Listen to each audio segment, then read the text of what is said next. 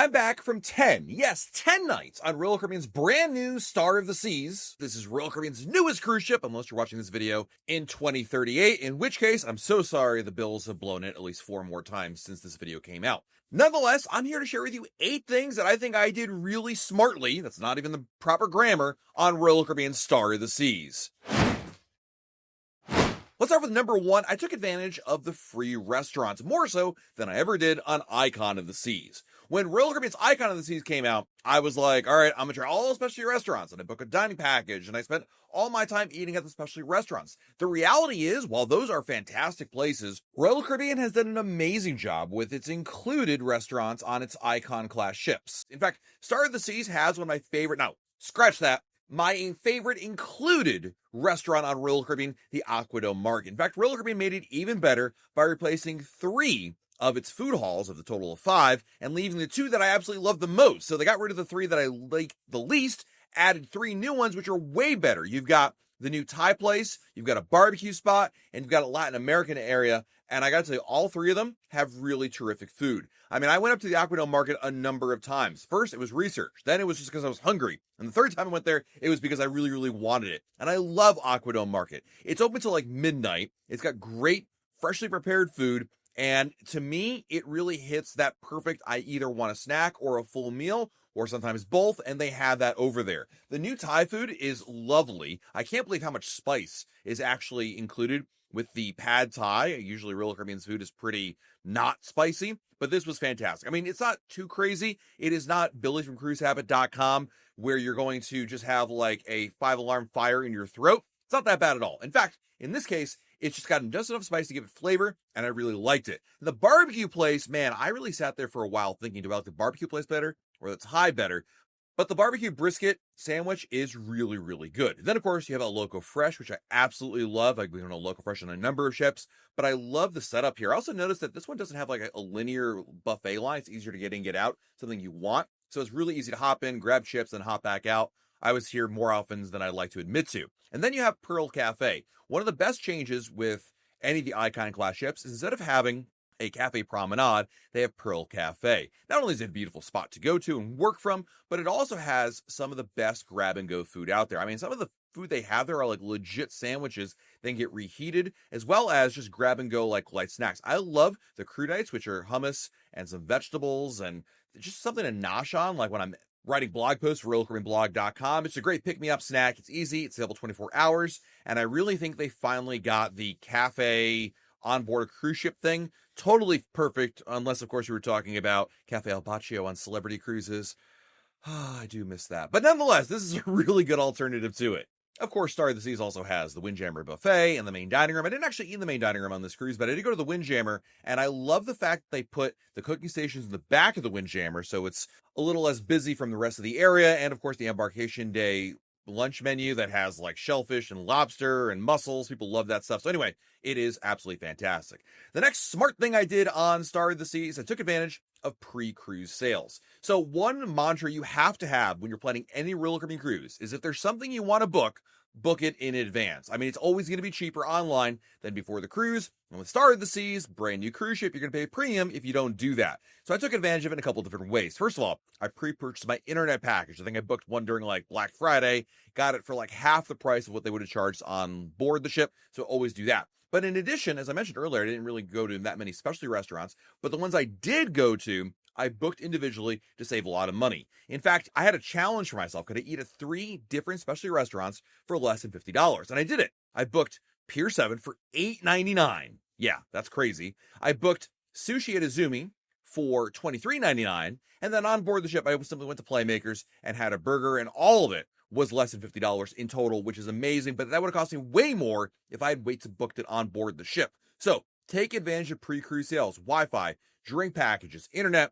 All these things are cheaper. Let me give you an example. For this particular sailing, if I wanted to buy the deluxe beverage package, which was the unlimited alcohol package on board Star of the Seas, it would have cost me $120 a person per day. That's crazy. But online, it was as low as like $50 range. So it's a huge difference. Number 3, I spent more time in dueling pianos instead of the pub. So many of you know I love the English pub on any Royal Caribbean ship.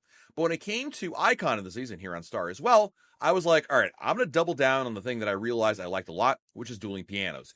Dueling pianos is kind of similar to the Schooner Bar in a sense. Okay, only in the sense that it has a piano. But there are 2 pianos and 2 different players, and they alternate. And it's less about the music they're playing than the shtick that they get into, where they're competing with each other, and they have different sides competing. There's conga lines, and there's dancing opportunities, and there's ways that you can pay money in order to skip a song. It's a lot of fun, and I was able to go to dueling pianos a lot, and it really made a difference in my evenings. I really think it was nice, number 1, to change things up. If I have a fault, I definitely go to the same places, do the same things on many of my cruises. So to go to dueling pianos and mix it up was great. But beyond that, I really loved the vibe that they had between Justin and Sarah, who were the performers on board. Their experience and their rapport with each other was unparalleled. It was so much fun being in there, and I really loved seeing them perform. And I got to tell you that if you're going on Star of the Seas, you really should check out dueling pianos. The key with dueling pianos, though, is you need to get there early. If you don't get a seat at least 30 to 45 minutes before the show begins, you're not getting a seat. It is super crowded otherwise. Number 4, I tried the Lincoln Park Supper Club. I had done the Empire Supper Club on Icon of the Seas, and when it came to Star, I was a little hesitant. I mean, I knew I had to try it for the sake of research purposes because people would ask me about it, but I was like, man, I did it on Icon and I liked it, but it's going to be like the same thing, right? Wrong. I was really impressed how much better this was. So the Lincoln Park Supper Club is themed to Chicago, whereas Empire Supper Club is themed to New York.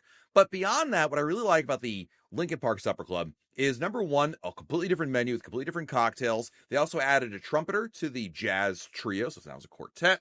And I really think that they took everything that made Empire Supper Club good and then improved upon it with a much tighter menu, better song selections overall, a good integration with everything. I was really impressed by the food quality, the drinks, the entertainment. I would easily go back there again. Now, to be fair, I felt the same way about Icon. In fact, I hit there twice on Icon of the Seas in total.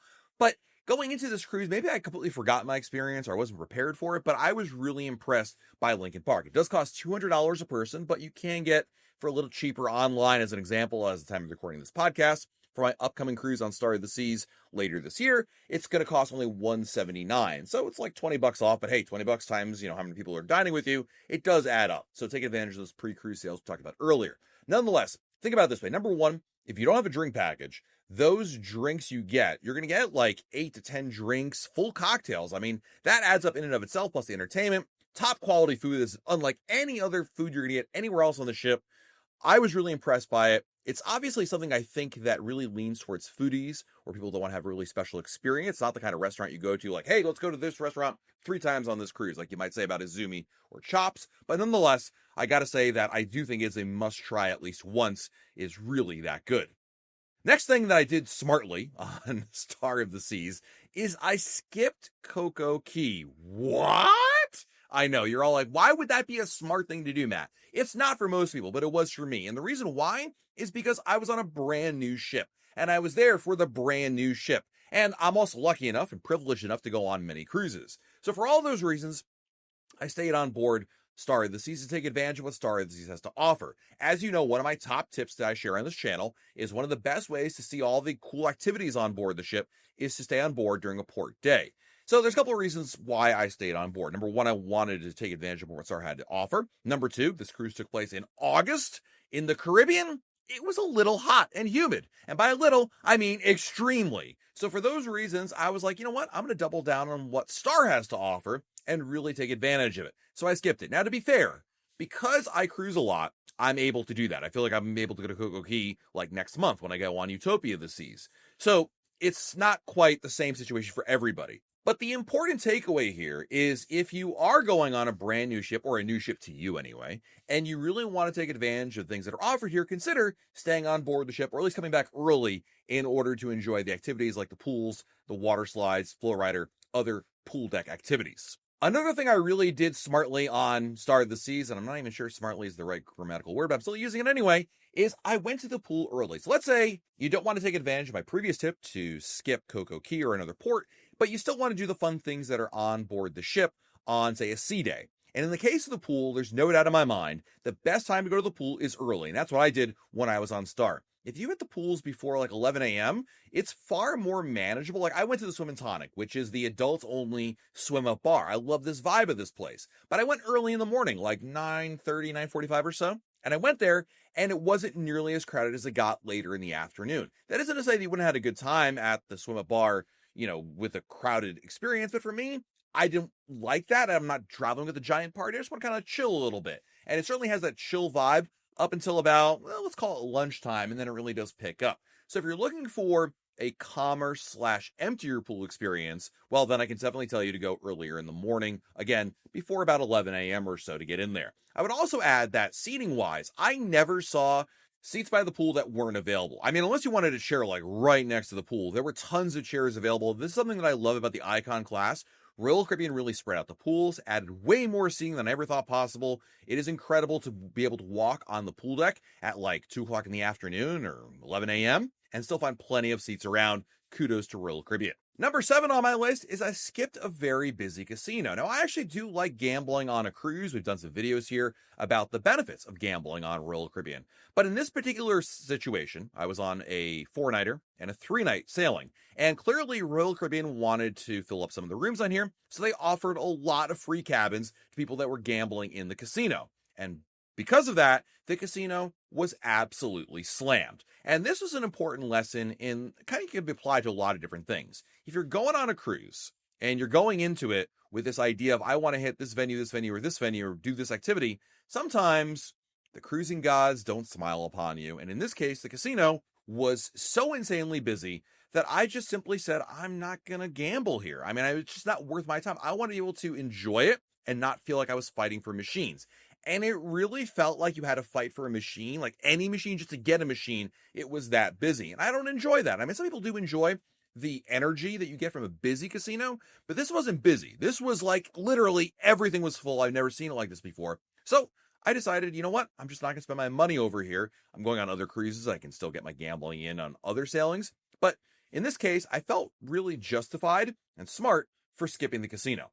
And lastly, I took advantage of a very early disembarkation time. Something that Royal Caribbean's been doing with its newest ships, Icon and Utopia, I think Wonder does this as well, and especially Star, is the ships get into port very early. I remember I was on Enchantment of the Seas out of Tampa back in January, and they didn't clear the ship until almost 8 o'clock in the morning, which is really late actually. But here on Star of the Seas, you could walk off the ship with your own luggage as early as 6:15 a.m. I actually walked off the ship at like 6:18, I believe. And clearly that time actually ended up being earlier as the earliest time you could have gotten off the ship, because when I got there at 6:18, there was nobody ahead of me.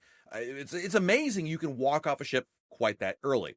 And I think it has something to do with the fact that these ships are so big and Royal Caribbean wants to obviously turn the ship around for the next sailing quick enough. So for whatever reason, they get into port a lot earlier. And so if you are going on Icon or Star of the Seas, my advice is if you're in a rush or you just simply want to rip the Band-Aid off and get back home, or in my case, make sure you get back to your loving wife who didn't sail with you and show her how much that you missed her, well, then this is a really good opportunity to get off the ship a little bit earlier. So I was able to, first of all, get off the ship early. And that's not so much about sacrificing sleep time as it was bypassing traffic.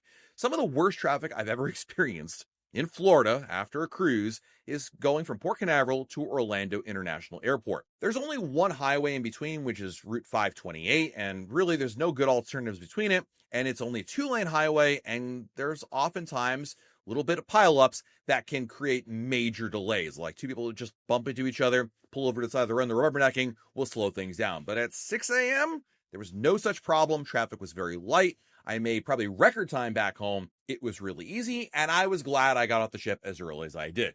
So there you have the 8 things I think I did correctly on Star of the Seas that truly did improve my cruise experience overall. If you want to see what Star of the Seas looks like and what you can take advantage of fully when you go on board, check out our full ship tour, which is coming up next. This has been Matt from RoyalCaribbeanBlog.com. Thanks for watching, and we'll talk again real soon.